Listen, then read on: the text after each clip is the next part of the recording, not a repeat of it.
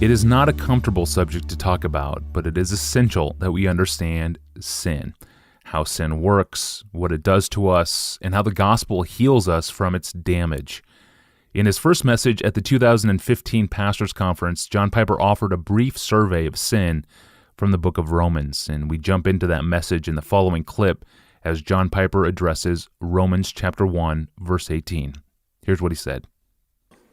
Verse 18, the wrath of God is revealed from heaven against all ungodliness and unrighteousness of men, who by their unrighteousness suppress the truth. So here, mankind in general is described as ungodly and unrighteous. 1 John 5:17 says, all unrighteousness is sin. So we know what we're dealing with here.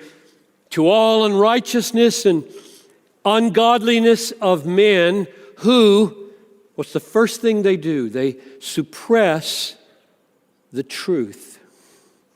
Our ungodliness and unrighteousness inclines us to suppress truth.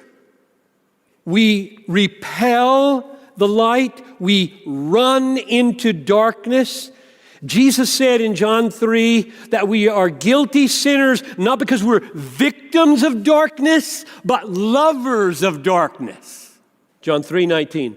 Light has come into the world, and people loved darkness rather than light. So right off the bat, I'm getting the feeling, okay, deep down in me, issues are love issues. I love the dark. I can suppress the truth so much more easily in the dark. And that's what sin does. It suppresses truth. What truth does it specialize in suppressing? Verse 19, because what can be known about God is plain to them, because God has shown it to them. Knowledge of God is the truth that sin wants to suppress. So he says, therefore we have no excuse. Verse 20, middle of the verse. So they are without excuse. Verse 21, why? Because although they knew God, they did not glorify Him or give Him thanks. So the root of why we suppress the truth is that we don't want to glorify or thank God. And the truth is always testifying to His glory and His beneficence, and so it has to be squished down, put out of our mind, lest we feel guilty about not glorifying and thanking Him. We don't want to do it because we're sinners, and sin doesn't thank God. Sin doesn't glorify God. Sin loves darkness, which conceals the glory of God and the beneficence of God. Sin is not just a hater of the light and of the knowledge of God, desiring to suppress it. Sin is a lover. When the hated truth is suppressed, the loved lie is embraced. Verse 22, claiming to be wise, they, that is, those who suppress the truth, have darkened hearts. Claiming to be wise, they have become fools, and they exchanged the glory of the immortal God for images.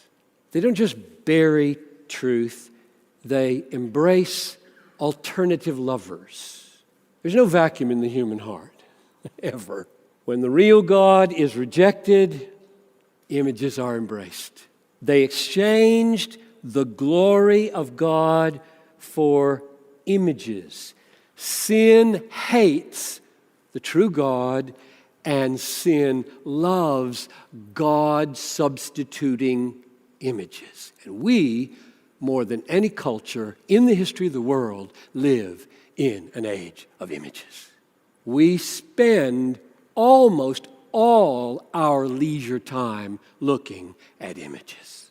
Quite irrelevant, I think, that for Paul, those images were stone or wood along the side of an Athenian road, and ours are on our phone or television or computer. It's irrelevant.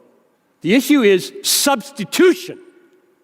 They exchanged the infinitely valuable glory of God for the glory of that show of images coming off the screen. Yes, amen. This clip was taken from John Piper's message, What is Sin? The Essence and Root of All Sinning, from the 2015 Pastors Conference. The full message is on our site, along with all the conference media and over 1,200 other messages from John Piper. See our archive at desiringgod.org. Tomorrow, Ray Ortland will join us to talk about Bible reading. Specifically, what are we doing when we read the Bible? And how does the Bible ground us and stabilize us? I'm your host, Tony Reinke. We'll see you tomorrow.